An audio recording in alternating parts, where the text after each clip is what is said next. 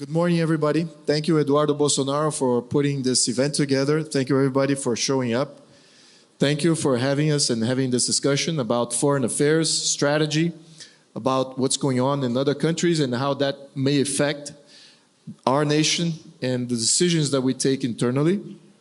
I would like to start this conversation understanding that Brazil is a medium power considering world affairs. We play a role, a very important role of validating politically the games that are played with the larger nations and the dynamics of the conflicts that originate from this dynamic of superpowers like the United States, maybe Central Europe, Russia, China. And however, we are a regional power. And we do have some constraints here. So I think it would be best for me to ask you a few questions considering the Middle East, because I believe that that's your specialty. In the Middle East, we have a certain war or Cold War taking place at this point. You have, in my interpretation, three main powers in the Middle East. You have Israel, which is a nation, legitimate nation state. You have Saudi Arabia, which have a different form of a legitimacy, which is a absolute theocratic monarchy. And you have also somewhat legitimate, at least from a local point of view, a theocratic republic, which is Iran. So we're talking about only three countries, of which two, which is Saudi Arabia and Iran, are in Cold War with each other for a long time. Both of these nations are rich nations. They're one of the top 20 countries in the world. They do have a middle class. They do have affluency and wealth being generated within their countries, each one in its own way. And all the states that are in proximity are either totally dominated or failed states with civil war, like Iraq, Yemen, and in Africa you have Libya, you have Syria, which are all failed states. And the question here is that Brazil has commercial relationships with all of these countries. Yet, in assuming a political position of making sure that our region gets rid of countries that are totalitarian regimes.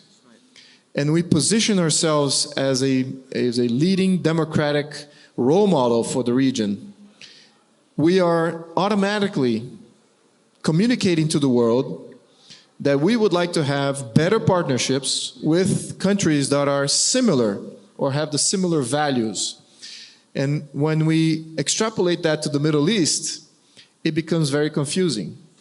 Because on the one side, we have an absolute monarchy. On the other side, you have an absolute theocratic regime of Iran. Everything else is a failed state. So what should be Brazil's role and position, considering this very complicated scenario that has a very long tail as far as the way it's now presenting itself to the world? It's very we will not solve this issue ourselves, but we have to play the game inevitably. And then on the second question is, what do you think Brazil's role would be, considering our neighboring failed state, which is Venezuela? Venezuela is similar to Syria, is similar to Iraq. It is probably going to fail and collapse into a ruling regime that does not maintain borders of Venezuela, does not maintain security for its own population. So migration will be an issue for Brazil, for Bolivia, for Colombia, all the other states. So what should be our foreign policy regarding a potential social impact of an incredible migration flow, whether we should be more proactive or assume the position that currently is being assumed, that we just need to absorb the migration pattern that from 30 million people, we'll be absorbing a few million in the next few years. That will cost a lot to the Brazilian taxpayer, if that is what we need to do. So I would like to ask you these two questions. They're very easy and simple questions. I'm assuming it's going to take you less than a minute to answer each one of them. Thank you very much. 2 minutes, I think. Is this working? Oh, this one. Well, thank you very much. First of all, for being here as a panel with me. I would like, before I answer, to thank Eduardo Bolsonaro for inviting me. I would like to thank CPAC leadership in Brazil, the SLAPs, who are great organizers, great voices in Washington, D.C. and now around the world. I am very happy to be here in Sao Paulo, in Brazil. My last visit was many years ago, and I can guarantee you that for an observer, Brazil has changed tremendously. But the real change that we see out of Washington and out of the United States is really a change in terms of vision. Today, as I heard and saw all these speakers before me, it consolidated the idea that what has happened since last October with the election of your president, Jair Bolsonaro, is a big revolution in soul, in spirit, in intellect, but I think also it is going to impact other countries first in the neighborhood, and of course, as far as the world is concerned, wherever you have societies that are evolving, that are changing, Brazil will be a model. So thank you for being here, and I would like now to discuss the 2 points that you raised. I would need more than 2 minutes for that. But these are certainly the most important questions in foreign policy that one could raise in Brazil at the time where Brazil is evolving and is moving towards a new future, which is going to be bright, there is no doubt about it. When your campaign, let me begin from my own vision so I could answer. When the Bolsonaro campaign started, nobody in Washington even noticed in the beginning. We're talking about the summer of last year. So I started to look at the videos, at the speeches, at the Twitter. Many among you know that I'm on Twitter and I'm very active on Twitter. And I realized that this debate is new. And this debate is very comparable to some of the countries you had mentioned in the Middle East. Meaning, should the country stay in the old status quo, which obviously a majority of Brazilians didn't want to remain in, or should it move? That's how in the first weeks of September and October, I started to tweet to draw the attention of the American public, should it be by being on Fox News or by being on Twitter or Facebook, that something new is happening in Brazil. A new voice has begun in Brazil. And I did not just hear and listen to what the presidential candidate was saying, but what his supporters, yourselves, were tweeting to each other. And I understood that there will be a change in domestic politics, there will be a change in social politics, and of course, in foreign affairs. And that's why this panel is very important. Election took place, and President Bolsonaro started to develop those speeches. He did a visit to Washington, and he delivered a speech that is important, and also at the United Nations, as we all saw. So let me begin by saying, foreign policy of this great country is changing. It will impact its neighborhood, and it will impact countries far across the Atlantic and the Mediterranean. Brazil's side is almost half of Europe. This is 205 million people. The United States and Brazil are the majority in this Western Hemisphere. So all these data are important, but what is more important are the ideas that your president, your government, your excellent foreign minister speaking many languages, including French, around the world have been developing. Let me go now to the Middle East. Middle East is too long to explain very quickly, but as my good colleague has mentioned, you have poles of influence.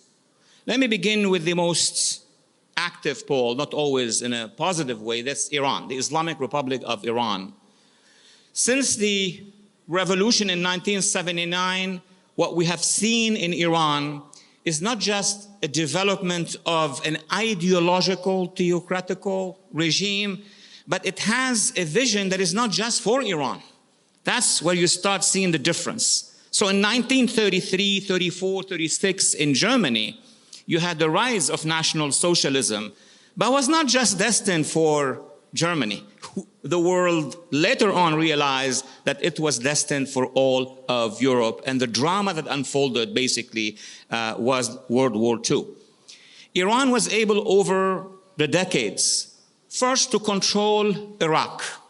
It has militias in Iraq. Then to link up with Syria. Then it has an ally in Lebanon, which is called Hezbollah, that now controls Lebanon. And it has an ally in Yemen, in the south of Arabia, the Houthis. Without going into the details of the Middle East, Iran now is not just Iran. It's the head of a very powerful geopolitical entity which stretches over 4 countries. But beyond that, the Iranian regime, if we can call him regime, has smashed the opposition. There is no opposition really in Iran, organized public one. Has also funded and supported cells and networks around the world, and specifically in Latin America. Iran is very influential to the north of you in Venezuela, to the south of you in the tri-border area, and with many other countries around you. So Brazil technically has those virtual ideological borders with the Islamic Republic of Iran because their influence are all around the country. And I may say, and I may add, in past years, Iran had some sort of influence even here in Brazil. So that's one. On the other hand, you have the Arab coalition. The Arab coalition started basically when Iran started to expand, when ISIS, the Islamic State known as Daesh, took land in Syria and Iraq. So you have a coalition of countries headed by Saudi Arabia, but it has the Emirates, it has Egypt, Jordan, other countries. And the coalition basically, guess where and what time it moved to become an internationally led coalition. When President Trump in 2017 traveled to Riyadh and called on the heads of 51 or 52 Arab and Muslim states and told them, now is the time to fight terrorism. You should assume this responsibility. We as United States have helped for many, many years, have been active, have lost blood and treasure. But now it's your responsibility. And he addressed them and he asked them to drive the terrorists out. So what we have now, it's true that Saudi Arabia is a theological regime, but after the call by President Trump on all these countries to create their own NATO in the region and to assume their responsibility, something has changed. Besides, inside Saudi Arabia, for many years, and in my books I have written about it, the Wahhabi style, the Salafi style, these extremist, Islamist, jihadi ideologies were very active. But something has happened over the past 3 to 4 years. There is a new reform happening now in Saudi Arabia. They call them the Bin Salman reform, MBS, Mohammed bin Salman reform, heeding the call of his own new society. And guess through where these calls came from? Through Facebook, through Twitter, through the voice of women, through the voice of youth. So it is joining somewhat what has been happening around the world, which is the rise of new civil societies that want to push back against totalitarianism, each one with their own speed. We cannot claim that Saudi Arabia is where Sweden is, say America is, or Brazil is now in terms of civil society and democracy. But remember, those among you who can remember, that women were not able to drive till 6 months ago. In Saudi Arabia, they're driving. Women who were not able to fly and leave the country without an authorization from their husbands or the male custodian, they can. So things are changing, and this should give us a lot of positive aspirations. On top of it, President Bolsonaro and his delegation are going to be visiting Saudi Arabia, are going to be visiting the UAE. So these countries that we call have some comparative similarities are going to exchange experiences. Of course, on the economic level, of course, on the technological level. But I believe that the phenomenon that you have created here in Brazil, the Bolsonaro ideas and platform, and what is happening in the Middle East is going to interact, is going to create something new in terms of international affairs. Israel is still Israel. It is an ally of the United States. It's a beacon of democracy in the Middle East. It has been threatened by all these radical forces for decades. It's not just for years. Israel now probably has more hope to be integrated in the region. Why? Because the Arab coalition, led now by Saudis and UAE and Egypt and Jordan, realized that after all these decades of war with Israel, the threat to their governments was not coming from Israel. The threat to their governments and people is coming from the other side, from the Iranian regime, from the radicals, from the jihadists, from ISIS, from Al-Qaeda.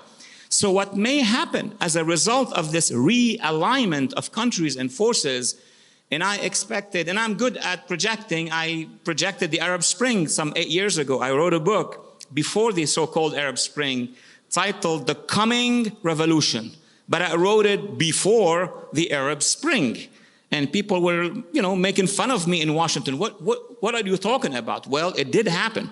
And I was able to detect, not because I'm a prophet, but because I read social media. I read what the youth, what minorities, what people are discussing, and I realized that at one point a change is going to come. The change came. And the change is not always beautiful. Sometimes it's ugly. Sometimes it takes time. Sometimes there is a step backward.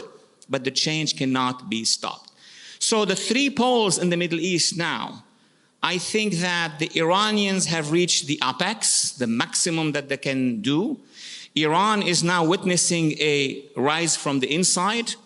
Women are rising. Youth are rising. Minorities are rising. Countries where their militias are in control are rising. Yes, indeed, it may take time, but I'm a firm believer that if reforms will take hold in Saudi Arabia, not just reforms, but a revolution will happen inside Iran one day, because society around the world is changing. You cannot stop this. This is what is going to allow youth everywhere around the world to change. I mean, without iPhones, and let me add Samsung, you too. Without those, even Eastern Europe, if you recall, for those who are not so young, that there was a revolt against the Soviet totalitarian regime. Your president here, which was attacked, by the way, during the campaign, as a dictator, as fascist, what he was and he is not so different in leading a movement of change that Poland seen under Václav, under Lech Walesa, that the Czech Republic has seen under Václav Havel. So change will happen, technology will help. Now, the Middle East still has, let me say a couple seconds about what we see in terms of challenges, and then I'll move to Latin America. The Middle East still has some drama happening. And the chief drama that is happening right now is the fate of minorities. Minorities in Iraq, in Syria, in other countries, mostly Christian minorities, Yazidi minorities, ethnic minorities like the Kurds, for example, what's happening now in Syria and Turkey. They have been under threat. And it's really the responsibility of the international community to help these minorities be protected. I mean, you have Christians in Iraq and in Lebanon and in Syria who have been migrating and leaving the countries. Christians were about 18 million. Now they're barely 5 million across the Middle East, and in Egypt as well. So this is a drama that the international community needs to be addressing, and a new foreign policy, not just in Europe, not just in the United States, but in Latin America and Brazil. And you know, Brazilians, that many of you are from descent from the Middle East. Many are Syro-Lebanese, many are Iraqis. So in your new foreign policy, when Brazil recapture its role not just by being isolated by itself or led by the radicals and the neo-communists, if I may say, then Brazil will be very helpful at the United Nations and elsewhere. Crossing the Mediterranean, the Atlantic into these beautiful shores. I agree with you that Brazil was in one spot and now it is in another spot. The first challenge that you have, which we still have in America, with the election of Donald Trump, our foreign policy changed. But the resistance against this foreign policy continues. I just was on a couple of interviews this week and they were asking me, why doesn't the Trump administration do this? Why don't you push more? I know that you have changed, but because we are a democracy and you are a democracy, and in a democracy that is in opposition, and there are mechanisms that would stop you from fulfilling everything you really want. Not for too long. So as for America, which is trying to do its best, first of all, in alliance with this new Brazil, but also in the Middle East and in Africa, it's going to take some time before the Trump administration be free to be able to do all what they have promised, all what they're going to promise again for the next mandate. I hope that he will be re-elected. Brazil basically is facing radical forces around it. I'm not here as a foreigner to be involved in domestic Brazilian policies and politics. That's up to you. But as an international observer, it's very clear that out of Latin America and out of this area, there have been radical regimes intervening in other countries. What do you think Cuban forces were doing in Angola? What do you think Cuban forces are doing in Venezuela?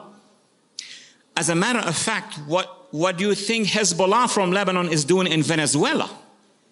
So yes, foreign policy is not a one-way street. It's an interaction. Brazil will have to assume its responsibility with regard to the region, with regard to Latin America in general, with regard to the entire Western Hemisphere, with a close partnership with the United States and with your own partners here in Latin America.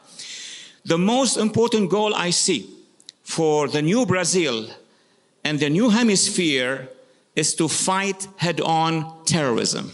Terrorism has no mercy. We should have no mercy with terrorism. So Brazil is a very important new ally to the United States and the international community to go after the terrorist activities. Second, Brazil's new government has a new narrative. We heard all these brilliant speakers who spoke about freedom, democracy, religious freedom, making sure that we are heard, making sure that we are not suppressed and oppressed by any elite, by any regime that would control our social media.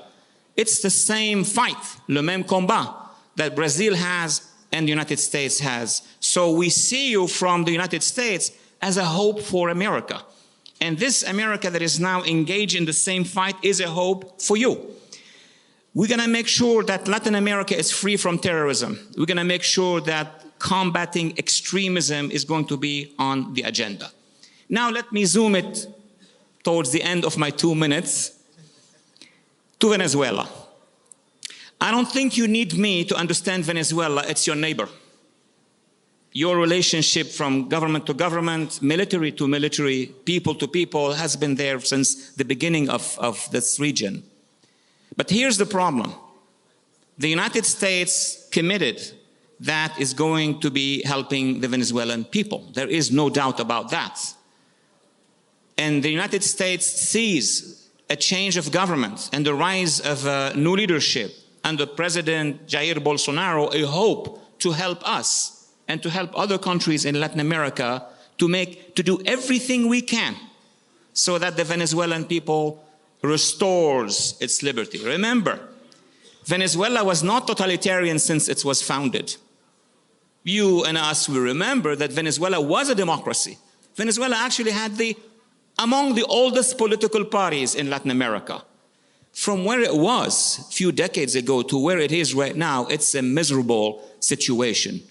Unfortunately, Venezuela has dragged and drew all the bad actors in the region and in the world. We have Cuban forces in Venezuela. We have all the networks of radicals in this neighborhood in Latin America in Venezuela. We have Iran. We have Hezbollah. Russia somewhat is not very helpful with regard to Venezuela. So it's not going to be an easy thing to do. But what we see also in Venezuela that we haven't seen before is that the people is rising. The people is not going backward. I have been, as I've done for Brazil, I have done for Venezuela in Washington, showing the public in America that there is a determination by the Venezuelan people to change that situation. I mean, after Eastern Europe, Venezuela, before Venezuela, Brazil, all these societies are moving towards libertad, towards freedom. So my view is that, in conclusion, just by changing itself, Brazil is inspiring many around it, is inspiring many people around the world. And I'm a firm believer that one way or another, that change will get to Venezuela and you'll have another free, democratic, peaceful neighbor to your north. Thank you.